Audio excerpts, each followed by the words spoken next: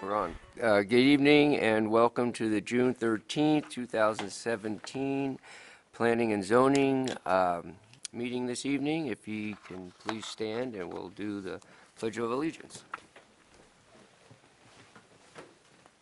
I pledge allegiance to the flag of the United States of America and to the republic for which it stands, one nation under God, indivisible, with liberty and justice for all. Thank you. Shannon, roll call, please. Messina? Messina? Here. Fleming? Here. Ingalls? Here. Lutrip? Here. Mandel? Here. Rumpler? Here. Ward? Here. Okay.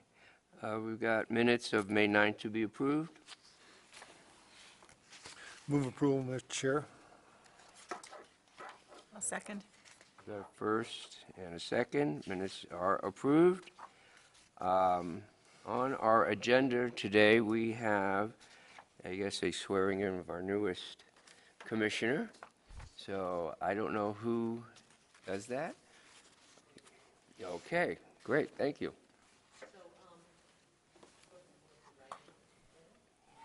I, Brennan Mandel, a Planning Commission appointee of the City of Coeur d'Alene, do solemnly swear or affirm that I will faithfully perform the duties of my appointed office and will support and honor to the best of my ability the constitutions of the United States and the state of Idaho and all applicable laws, ordinances, and policies of the state of Idaho and the City of Coeur d'Alene, as well as the policies, procedures, code of ethics, and code of conduct of the Coeur d'Alene City Planning Commission.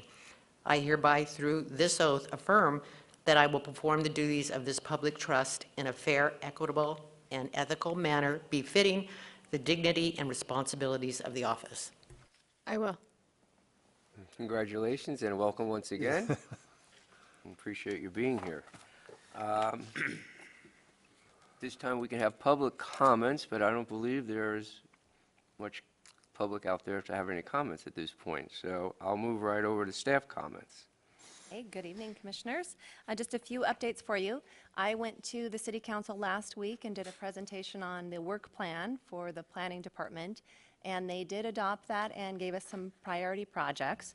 And so the priority projects are the comprehensive plan update, which was strongly supported by this commission, and that also would include addressing some Spokane River master planning, as well as city heritage and historical preservation. And also the general zoning code amendments that we had said were very much needed. That would also include addressing the infill housing regulations, to revise the design review procedures, and then lastly to work on or continue working on the East Sherman master plan. So those are the top priority projects for the remainder of 2017 and into 2018. Right. And then I also applied last Friday. I worked with Nicole Kaler, who's the project manager with CDA 2030, on a grant application with community builders for technical assistance for the East Sherman Master Plan, so that we can complete that. So we hope to hear back with some good news, either early August or possibly sooner.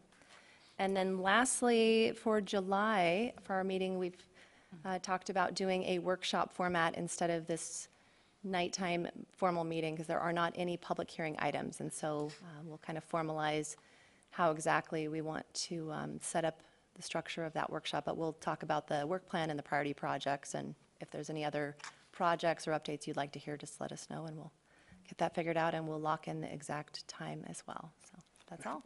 Okay. Thank you. Appreciate it. We have one public hearing tonight. It is Northwest Solutions Investment Group, LLC. It's a quasi judicial. It's a proposed zone change from R12 to an R17. It is ZC-2-17. See, the applicant is here, and staff will make their report. Does anyone on the commission have a conflict with this? No? Okay, thanks. Go ahead, Tammy. Thank you. So again, this evening, we have the zone change from R12 to R17, and the subject property is approximately 1 acre at 721 East Spokane Street. So this is a location map of the subject property. It has frontage along Spokane Street, and the frontage is approximately 161 feet. And to the north of the property is the existing Armory building, currently owned by North Idaho College. And this evening, as I go through my presentation, I'll cover all of the findings here in my staff report. Under general information, again, the property is along Spokane Street, and if the requested zone change is approved, Mr. Ross intends on constructing a multifamily project on the site.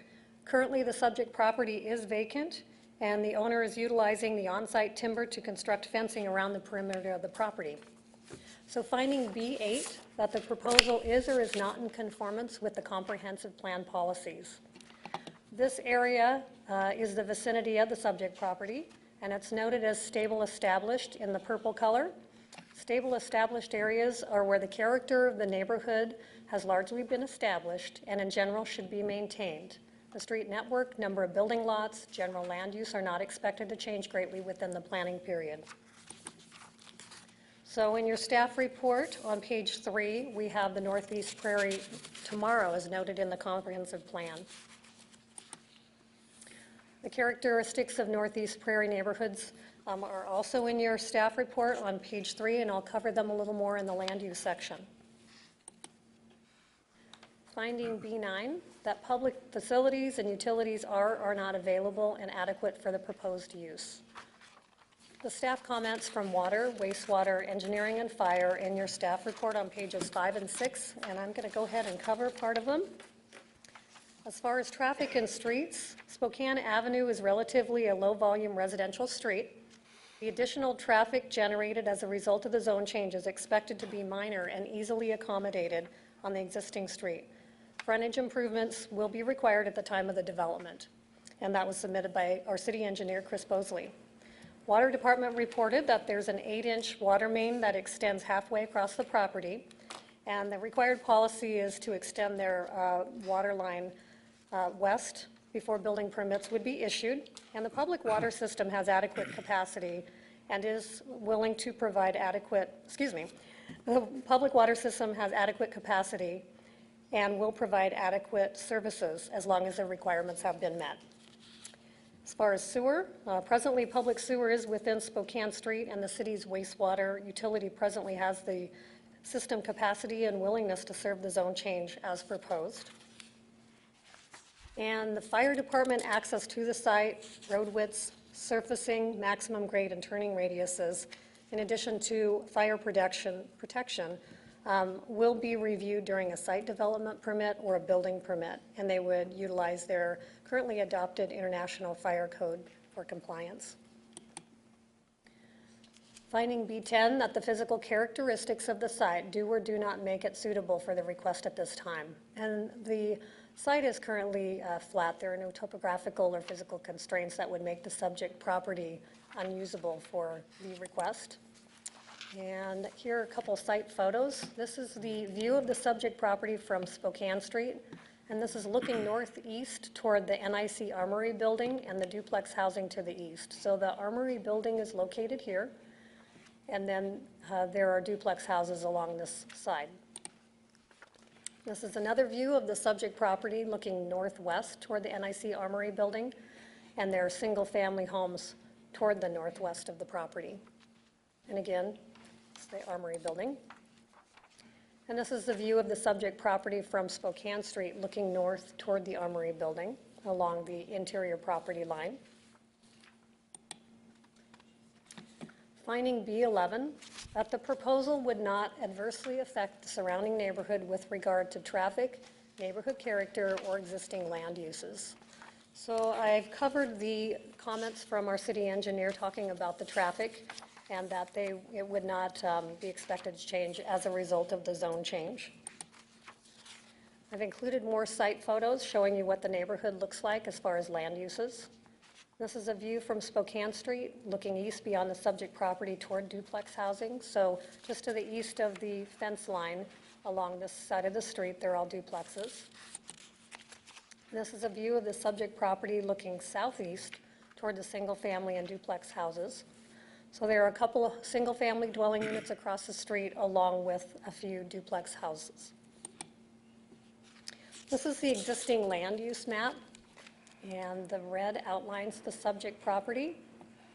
So the yellow indicates single family in these areas. Got the duplex housing area here, and then a few of them surrounding that subject property. I've also included the characteristics of the neighborhood prairie comprehensive planned area. Talks about the overall density may approach 3 to 4 residential units per acre. However, pockets of higher density housing and multifamily units are appropriate in compatible areas. Commercial uses are concentrated in existing commercial areas along arterials. Natural vegetation is encouraged and should be protected. Pedestrian connections and street trees are encouraged in both neighborhoods and developing areas. Clustering of small lots to preserve large connected open space areas, as well as views and vistas, are encouraged, and incentives will be provided to encourage clustering. The existing and surrounding zoning map shows the subject property here, surrounded by the R12 zoning district. And this is a corridor with C17, and then it transitions in some areas with the R17 and then the R12. And in this area, it's the C17, C17L, and then the R12.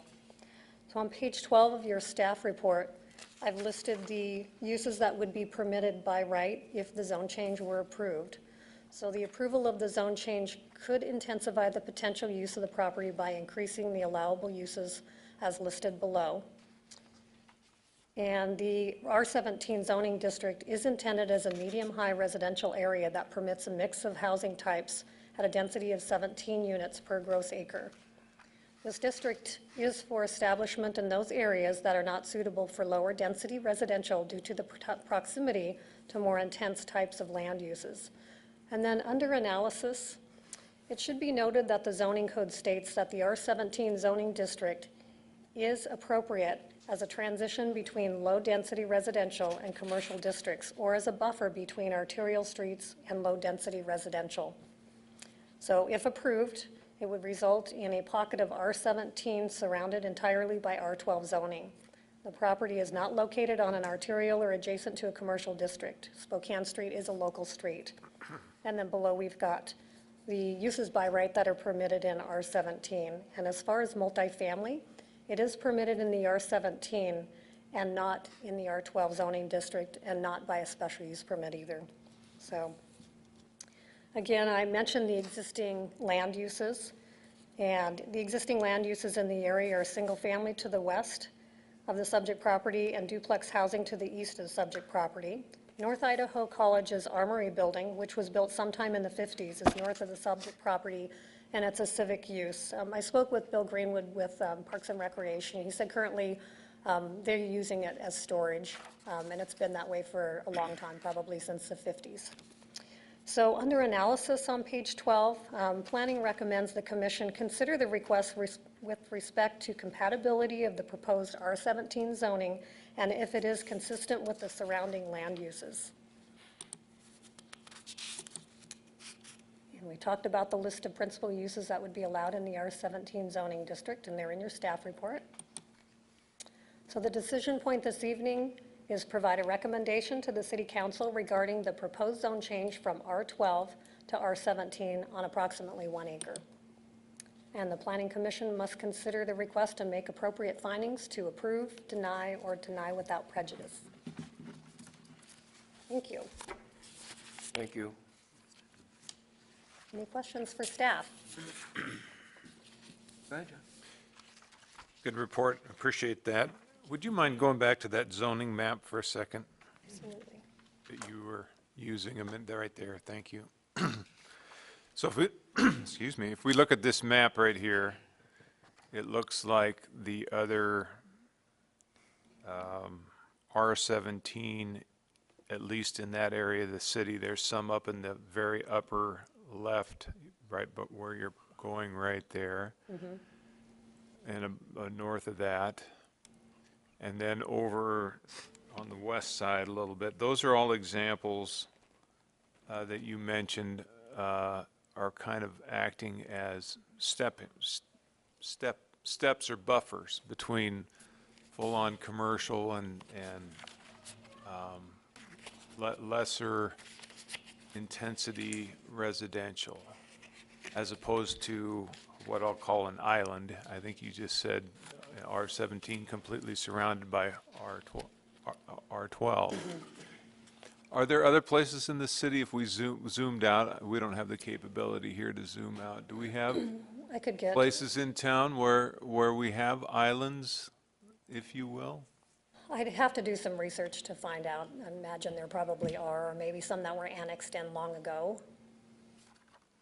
Could a case be made a little bit here?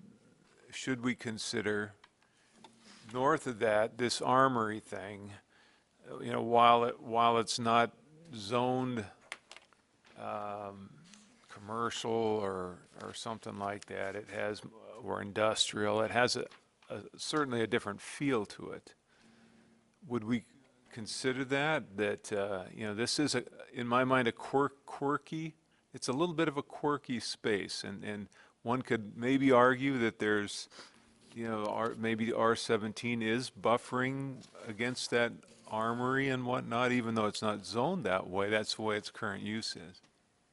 Well, I would encourage you to take a look at your comprehensive plan policies and look at the request and the zoning, I guess the permitted uses in R12 versus R17, and make the determination based on the comprehensive plan policies if it's compatible with the surrounding uses. Thank you. You're welcome. If it is not, if that NIC property is not in compliance with the zoning, isn't there some rules that can be applied? In this case, the Armory building would probably be considered legally non-conforming because it was built in the 50s, So it was built before we put the zoning in there? correct? It's So been they had some ongoing, grandfather things. having storage and that type of use for a very long time. I concur with John's idea, the thought that this is an island sitting out there. I don't think this island is affected one way or another by the NIC property, whatever the use is now. And they don't intend, as far as the city leasing the Armory building, they don't intend on activating it for sports or anything like that. It would continue to be used as a storage. But that's what the use has been for a long time. Thank you. Mr. Chair. Go ahead. So North Idaho College has directly communicated to you that their intended use of that building is not subject to change? Actually, I spoke with Bill Greenwood, our Parks and Recreation Director, and just confirmed with him what the city would be using it for and what the use has been from his knowledge, and it's been storage. Thank you. Any other questions for staff? Tammy? No? Oh, thanks. Thank you.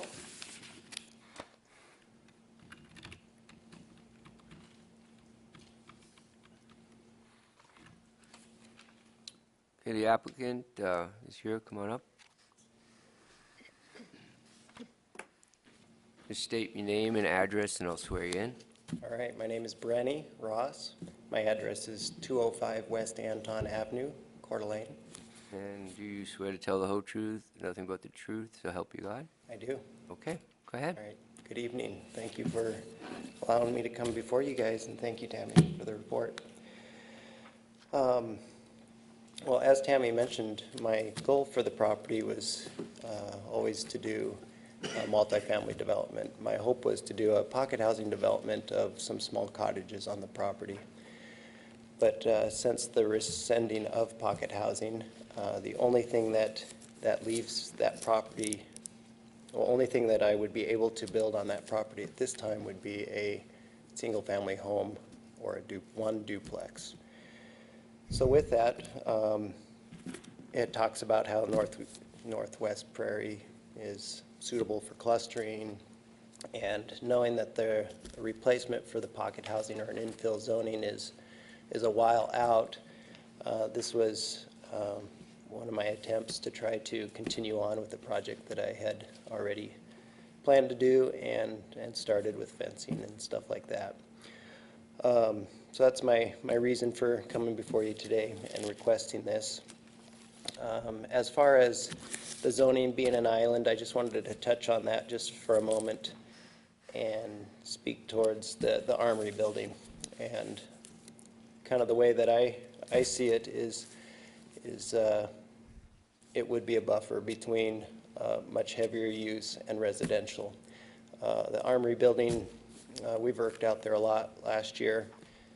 Throughout the week, there's multiple cars and meetings, some type of meetings. Seems to be younger people coming into that building often. There's also quite a bit of outdoor storage. There's, like right now, there's semi-trucks coming in and out with Ironman semi-trailers, and there's Jacqueline seed trailers and containers and lots of outdoor city storage. While I'm not complaining about that, and that doesn't bother me in the least, I put up a fence to buffer that good. I do personally feel that it is a buffer between what's happening there. NIC does not have any plans on selling that, and so I would think for the long term it's going to be used for just as it is, and as a legal non-conforming use, but still is a far different use than a R12 zone, which I do feel that this would be a buffer between that and any residential.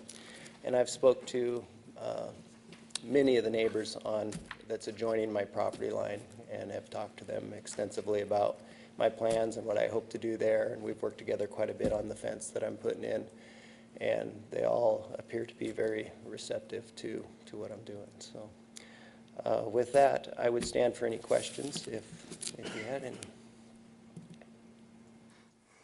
Anyone have any questions? No? Okay. Okay. No questions? Oh, you do? Sure. You mentioned in your justification that the NIC property is used for commercial type activities, but I understand it's actually civic use, not commercial use. I don't know if that's for you or for... Well, the interior of the building appears to be somewhat civic in nature. The outside grounds, I don't know what you'd call it. It's definitely storage by the city, but it's more industrial, or like I said, right now there's Ironman semi-truck trailers in there, but there's often that kind of heavy storage in there. So. Any other But questions? again, I'm not complaining, or I'm just trying to clarify the use that has gone on there.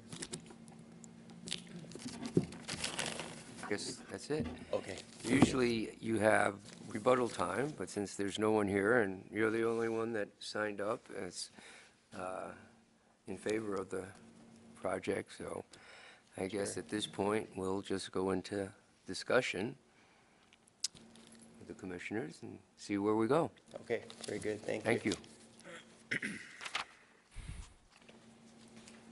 So we can have a motion if someone has so desired to do that. We can have some discussion after that. Go ahead, John. I just, another question, maybe a little bit of discussion. I think what Tammy mentioned was, we would look at the comp plan real hard, for sure. And, there's some things that would support this, and then there's also some things that would give us pause. You could argue that, the comp plan says in there that for that area, that we should be receptive to pockets of higher density housing, including multifamily units, and multifamily units are appropriate if they are in compatible areas. So is this a compatible area or not, is what it comes down to. If you said there are areas in the city elsewhere where we have these little islands, the tendency is to maybe see R17 as a transitional buffer between, say, commercial and residential. But if there's, if we have other islands, I guess I'm hearing, the fact that it would be kind of a standalone island is not our primary pivot point of decision. To me, it comes down to whether or not this is compatible or not. And I'm struck sitting here. I assume we noticed this thing, as we always do, to all the folks that live around there, and we have the applicant in favor of this, and I guess I'm a little bit surprised that we don't have interest in this by neighbors. So, in a way, is that taken as though folks are reasonably okay with this? I don't know. Well, I hear what you're saying, John, and I'm surprised too that there's not others here talking, but I think we've been counseled in the past that the comprehensive plan, not community votes, is what governs us. So even if we did have a lot of people here one way or t'other, we still have to go back to our comprehensive plan. And what strikes me is the objective 3.05, where protect and preserve existing neighborhoods from incompatible land uses and development. And in my mind, this is incompatible at the current time. It may be compatible in 40 years or a period of time when there's some migration from the west or from the east or from wherever. Therefore, I can't support this.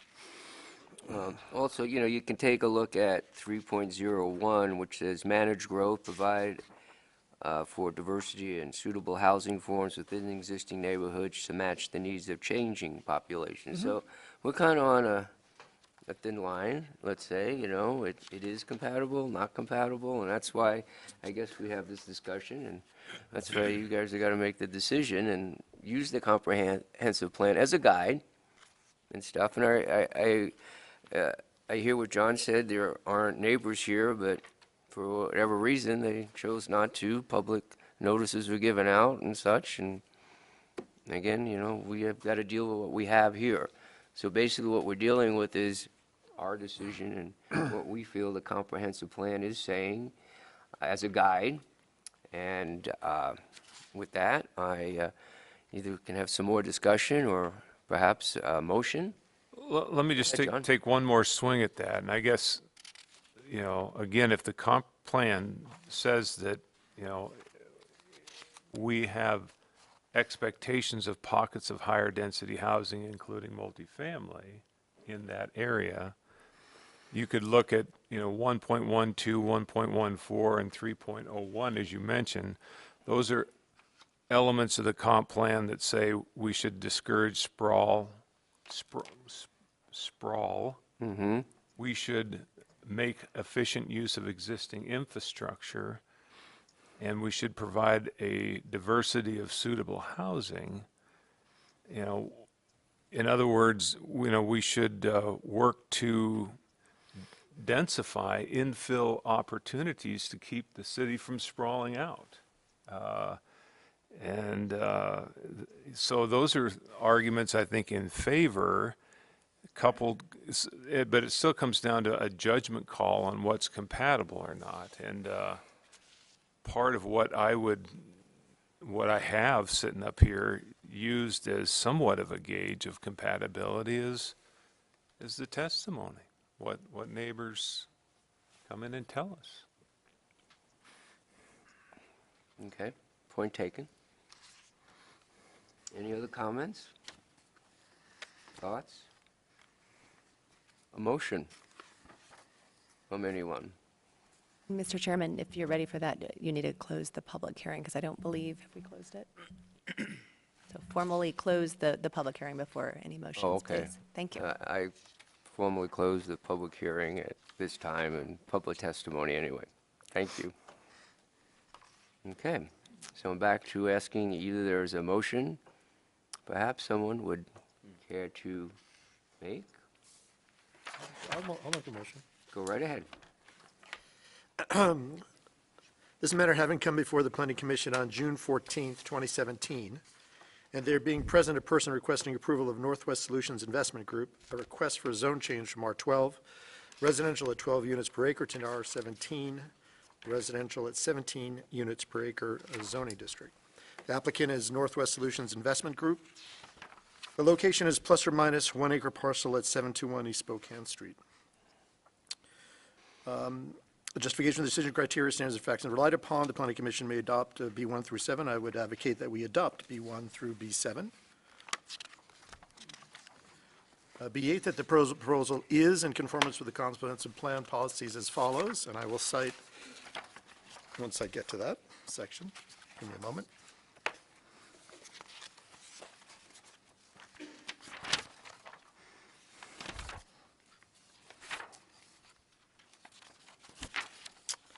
I would cite Objective 1.12, Community Design, Objective 1.14, Efficiency, Objective 1.16, Connectivity, Objective 2.04, and Objective 3.01, Manage Growth.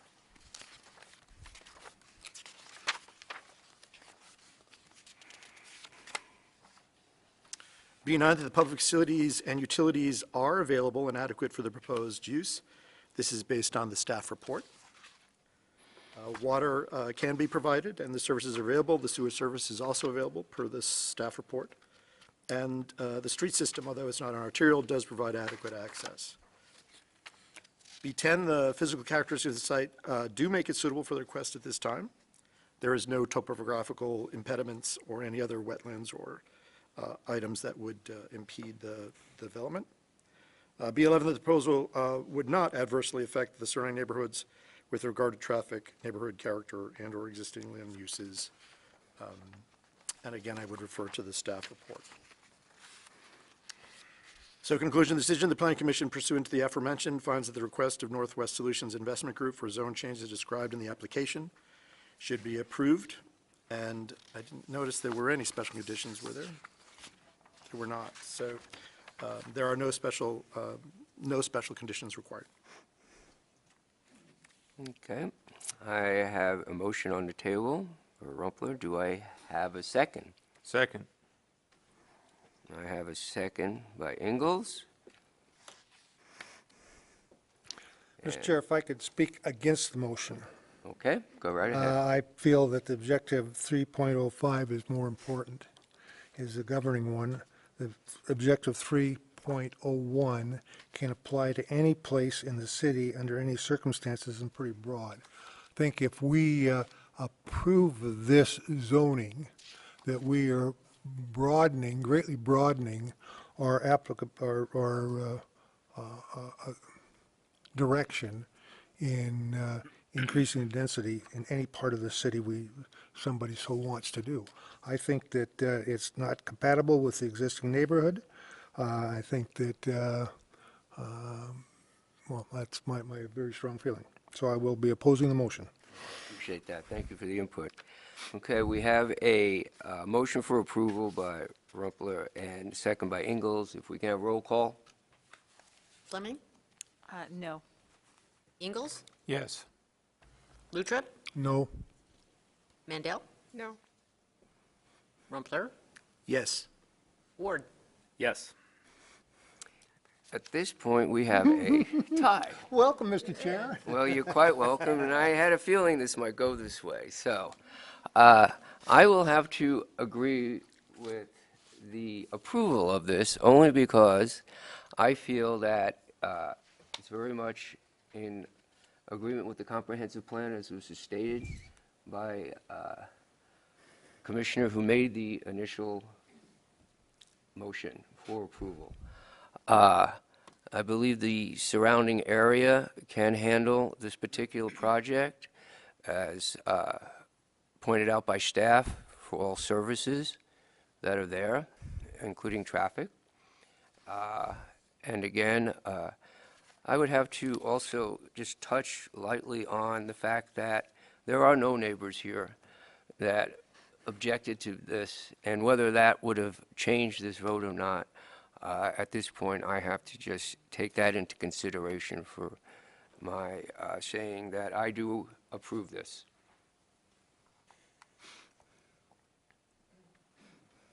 Okay, so this particular item,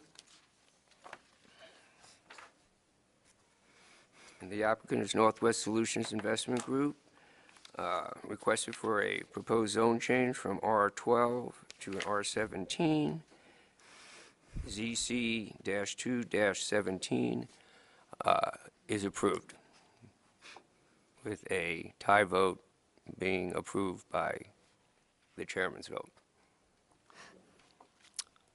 That's it. Thank you.